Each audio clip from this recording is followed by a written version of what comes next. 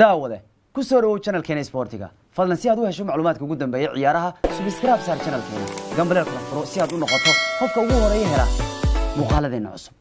السلام عليكم ورحمة الله وبركاته مالين وعن ورا صاحب بيال ميل كاس دونيدا كجوجتان كسر وهذا مانتا يو وركا ugu weyn ciyaaraha ee channelkeena waxaan soo qaadan doonaa maanta wararka ugu muhiimsan ciyaaraha caawa la Champions League aynayo walla Chelsea ay ka saaco warba dhaxyaal ha blow markii hore Holland tagtay ay ka soo garaaceen laakiin nimanka ziyajaynaya Van den Beek aynaya warag aan caadi ahayn caawaan warkii doona waa ciyaaraha ugu culus Liverpool qudheedu waa ciyaaraysa Barca waqti hore la siiyay caawa iyagoo سينيا أو يعور كل بلاغ كريا ميسي يا غريزمان وحن سوق هذا دونا ور بدن أو عيارها أو عاود شمليكو بكوتشر كوسابسان يا كليب سكر عيارها كلوب يا غوارديولا اسكو تورتوريا غارسوركا ugu weyn بريمير ليج ayaa loo diyaariyay kulanka classic-da ah ee Manchester iyo Liverpool isbuuca dambe ay ciyaarayaan iyo warni wal waxaan soo qaadan doonaa maanta nasiib darada ku dhacday tababarihii Bayern Munchen iyo warar kale muhiim oo ciyaaraha ku saabsan ayaanu eegi doonaa oo kuwa la ciyaaraya iyo wararkii kala iibsiga iyo waxba kooxda ku saabsan soo qaadan doonaa maanta waxaan soo gudbinta barnaamijkeenu ka qayb qaadanaya Go Turkey oo hadaba idin suurtagelin waxbarasho ku aado Turkiga caafimaad ku aado dalxiis ku aado guriga gadato ama dhulka gadato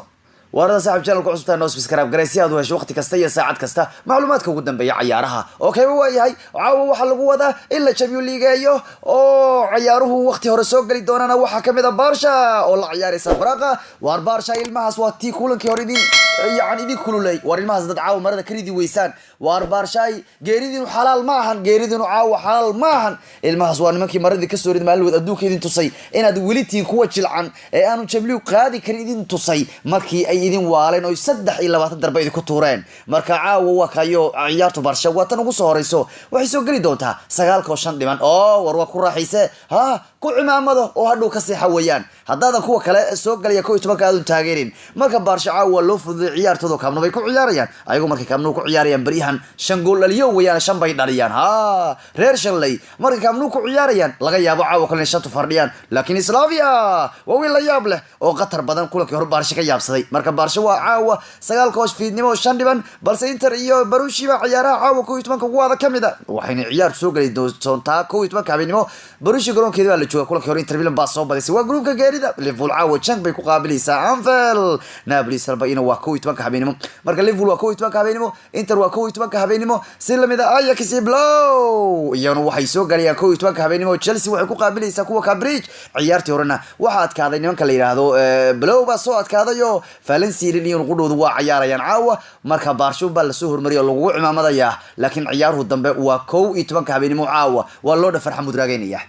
bal wararkii iyo maanta haddaanu kabtii karinta ka dhigno waxyaabaha ugu muhiimsan ciyaaraha waxa kamid ah tababaraha Bayern Munchen Balfiri nasiib darada ku dhacday Nikovic maalmo dhaweyd oo isbuuciyo ka hor waxay 7 iyo 2 ku dhufteen Spurs isbuuciyo kadibna isagu baa la raacday Balfiri waa kooxu waxa weeyaan waa kala yaa adkaysi yarihiin oo kala badayin bal fiiri Tottenham buu 7 ku dhuftay isaga baa 5 lagu dhuftay xilkii baa laga qaaday 7 ku dhuftay iyo 2 Spurs oo uu ceebaystay mujad tababari ma lama ciirin kolob ninka la yiraahdo Pochettino lama ciirin marka isbuucu 7 ku dhufanayay ninka la yiraahdo Pochettino oo tababaraha waa Spurs waxa uu geliyay shaqadiisa qatar laakiin Bojo lamaanu raacdayn bal safiir waaka isaga baa isbuuciyo kadib 5 lagu dhuftay oo taas waxay keentay in isagu xilka ku waayo marka madaxdu kooxu baa kala dulqaad yar madaxda waxa jirta day 5 maqlaan ku raacdaynaya Real Madrid wali kama horin baa leeyahay ninkii Sancho ahaayo Manchester tartan weyn bay kala kulmaysaa ninka Madrid kala kulmaysaayo iyanu Sancho bay doonayaan 100 milyan bay Madrid diyaar u tahay lagu leeyahay inay ku bixiyaan wiilka Sancho war hadda 300 ku bixisay Madrid suuqay Madrid ay hadda ba 300 ka badan suuq ku bixisay oo aad Juvigeyseen oo aad hasadaysen oo aad Mendiyeysen oo aad balaayeysenba waxna ku bahaysaan iska jira 100 iska tuureysaan inay ninku idinku fiicnaanay kala garanaysaan haddana Sancho ay 100 ku doonayaan iyagoo kuwii hore la keenayba ilaa hadda ciidamada ilaahingeeda oo ninkii Jordan Klopp ahaa wuxuu iska difaacay ninka lagu magacaabo Pep Guardiola ayaa ku caayay ama ku maadisay ciyaartooyga Liverpool u ciyaara Mane wuxuu ku tilmaamay inuu yahay ciyaartooy isturtura haddana wuxuu yiri marka qaar wuxuu leeyahay xirfad uu xilli dambe gool ku dhali karo wuxuu leeyahay waxaan kala yaab u leeyahay isturturka in badan bariyahan Mane isturturkiis waa batay kulan kasta Rigora luu keenaya buu keenay isbuucan jaalma lagu qabtay markuu istuuray ciyaartu kadib baa waxa ka hadlay Guardiola wuxuu yiri ninku la yiraahdo Mane uu leeyahay waa laacib mar badan xilli dambe gool ku dhalin kara haddana dhibka waxa uu ku xun yahay buu yiri inuu isturtuuro marka wuxuu sii cadeynayaa garsoorka ciyaarta ama todobaadka dambe adduunyada ku sii jeedinaya maan uu leeyahay waa ninka hadduu istuuro waxba yaan loo dhigin maxaa yeelay waa kii isturtuuraya hal naga fiiri weeyaan marka wiilkii Klopp waa la soo galay maan waxa lagu tilmaamay inuu yahay mid isturtuura oo Guardiola waa ku galay haddaba uu soo jawaabay Guardiola waa loo soo jawaabay Klopp uu jawaab wuxuu yiri waarbeeba waad ku qaldan tahay wiilkaygana ma ahan maane mid isturtuura buu leeyahay waxana Guardiola isna markiisa lagu yiri waaraduna waxaan kaala yaabay taatikada dilka ku aaday Le Fernandinho maanta oran jug jangalaf kanay harantinayaan Man City kanay ka boodayaan kanay jug siinayaan war waxa radaan anagu nagu tilmaamaysan inay ku istuura waaraduna bal fiiri taatikada dilka ku wada aadan ee maanta dhan kush iyo jangalaf iyo jugta ku aadan marka labadu tababare aad bay isku hayaan والله عيار بيتها اسبوع دنبه والله اسبوع دنبه كاديو وكدع دوره سيتي iyo Liverpool ciyaaraya ciyaar sanad ma lagu daawanayo aba والله ciyaartaas waa maradhac weyn ba ka dhici kara kornin ba marka qaar laga yaabo in la jiido oo maalinka waxa laga yaabo xaxay in lagu qaado oo toos loo cibaysta laga yaabo laakiin taageerayaasha labada dhinac kala taageeraya wadnaha dhaglay inta ciyaartu ka dhamaanayso wadnaha dhag buu leeyahay maalinka ka alla maalin maradhac weyn bay noqon karaysaa Erik ten Hag oo ah tababaraha kooxda kubadda cagta ee Ajax uu iska diiday inuu tababaro noqdo kooxda Bayern Munchen inkastoo Bayern Munchen la soo shaqeynayay 2003 haddana ma doonay baa leeyahay inuu aado dhanka Bayern Munchen oo Erik ten Hag ayaa albaabada ka xirtay baa leeyahay inuu muujiyo tababaro noqdo waxaan uu sii cadeynay inuu sii joogayo kooxda kubadda cagta Ajax oo caawa ka hor imaanaya nimanka la yiraahdo blow waxa la leeyahay ninkii Coutinho ahaa waa wax lagu qasaaray baa leeyahay ama hada lagu soo qaatay waa ma qasaartay ciyaartoogii hore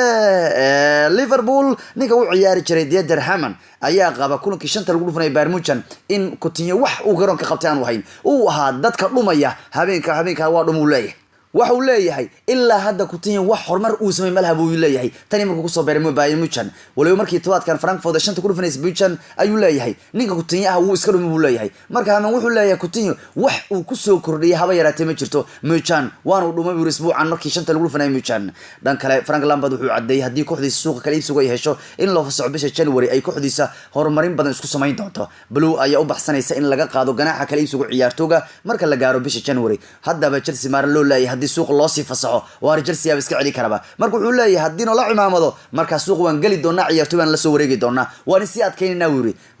Brice Boateng ayaa muddo hadda ka hor 6 sano ka hor todobaadka wuxuu sameeyay Balotelli oo kala sameeyay markii Balotelli todobaadka lagu eedeeyay yaani taageerayaasha ku caayay inuu yahay mid madow oo daanyeer ah Balotelli intuu kubadii tuuray ayuu garoon ka baxay inkastoo la soo celiyay waxa lagu leeyahay 6 sano ka horna sidaan waxa sameeyay ninka lagu magacaabo Brice Boateng oo Milan u ciyaarayba intuu kubadda uu tuuray fanaanada inta iska siibana garoon ka baxay marka Brice ku kacday maalinka ayo Brice Boateng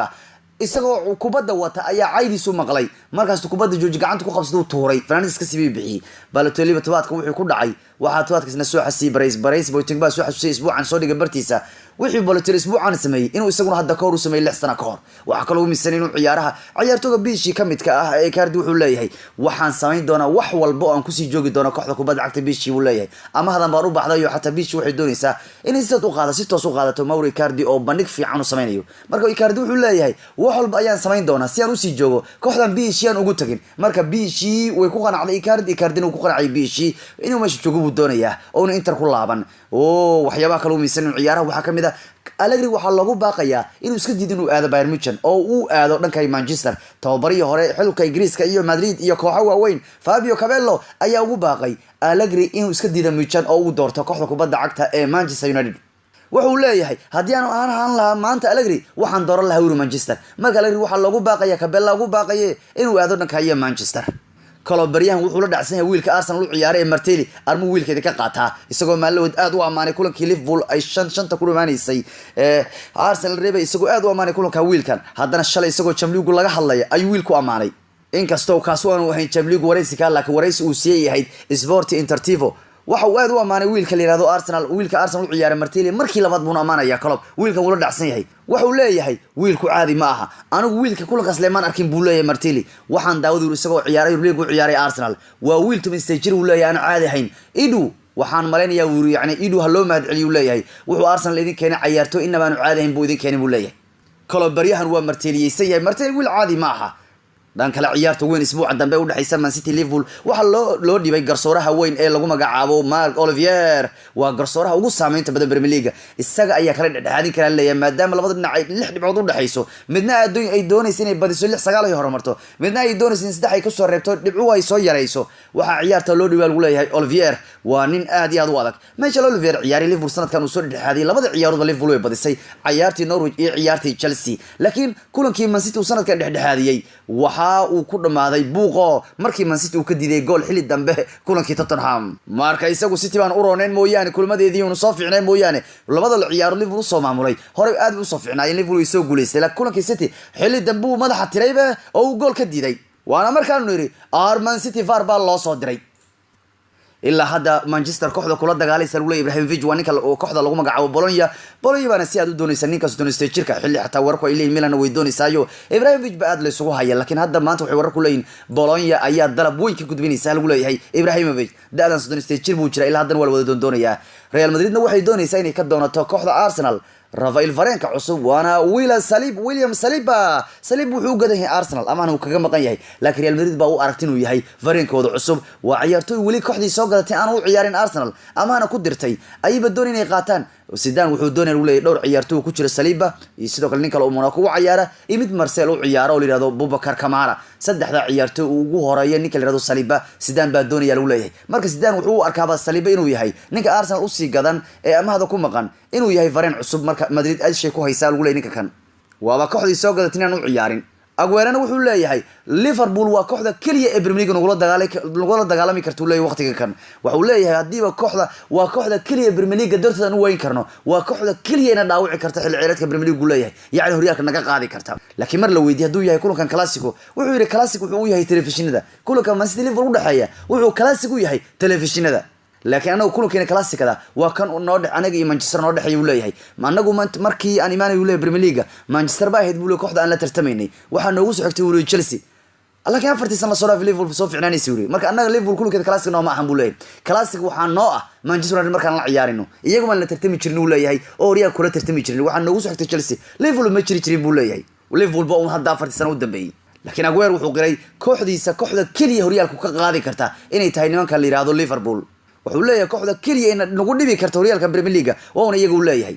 balse Aguero ayaa u socday inuu noqdo ajnabiga ugu goolasha badnaa taariikhda horyaalka Premier League waxaanu ku dhow yahay inuu baaso rikoorka Thierry Henry oo ah ajnabiga taariikhda Premier League ugu goolasha badan ama goolasha ugu badan ka dhaliyay wuxuu leeyahay Aguero hadii aan rikoorkaas gaaro aan dhaafo waxay noqon doontaa uu leeyahay wax aad u fiican Henry ayaa ah ajnabiga taariikhda Premier League ugu goolasha badan waxaanu Premier League ka dhaliyay 175 gool hadda Aguero wuxuu soo marayaa 173 gool laga yaabo haduu 2 gool ama 3 gool uu helo kulanka Anfield inuu Aguero noqon doono ninka ugu goolasha badan ajnabi taariikhda Premier League Aguero hadda wuxuu joogaa 103 gool Henry wuxuu joogaa 175 gool Aguero wuxuu leeyahay waan ku farxi doonaa buu leeyahay hadii aan dhaafo ninkii weynaa ee legendiga ah Premier League Henry rekoorkiisa mar lagu weydiiyay wax arimaha Ballon d'Or wuxuu yiri waradu Ballon d'Or miyaa doonin wuxuu yiri aan wadaan Ballon d'Or waxaan la jeclaan lahaa uu mar kastaba saaxiibkay Messi la lagu cimaamadu leeyahay Ballon d'Or wixii aba wuxuu leeyahay mar kasta Ballon d'Or xidiga u qalma waa uu leeyahay odagu ka dambeeya ninka kan Aguero waana saaxiibkii Dembele iyo Umtiti baa lagu wacbaa lagu leeyahay ciyaarta caawa Barcelona la ciyaaraysa kooxda Slavia Praga halka caawa isha lagu hayo tababare Sandere Valverde kaasa Barca ku xiriirood hadii xataa kooxdu toosta xataa iska wareerinayo shaxdiisa inuu toosi karin marka qaar Sandere waxa uu leeyahay caawa oo yaa Messi Griezmann kula biiri doona weerarka Barca ma Garcia ma Ousmane Dembele ma Umtiti naan raade horiya ninka la yiraahdo waa Medka Kanfatia oo yaa Messi iyo Griezmann kula biiri kara weerarka lagu leeyahay caawa maadaama Suarez uu dhaawacan yahay ama uu faatiyin doona ama uu dambeelayn doona ama uu Carles Beresaynayo laakiin sidoo ku macdahay waa in loo dambeelayaa oo loo Griezmanniyaa oo loo Messiya laakiin miyuu kula shanaysan dheeruhu haduu ruu iska faatiyinaya aanu garniyo waa laacib laakiin wali ma lagu kala soonaan karo maskaxdiisa wali ma kala goyn ciyaarihiina waa naga inta asxaabay nabadgelyo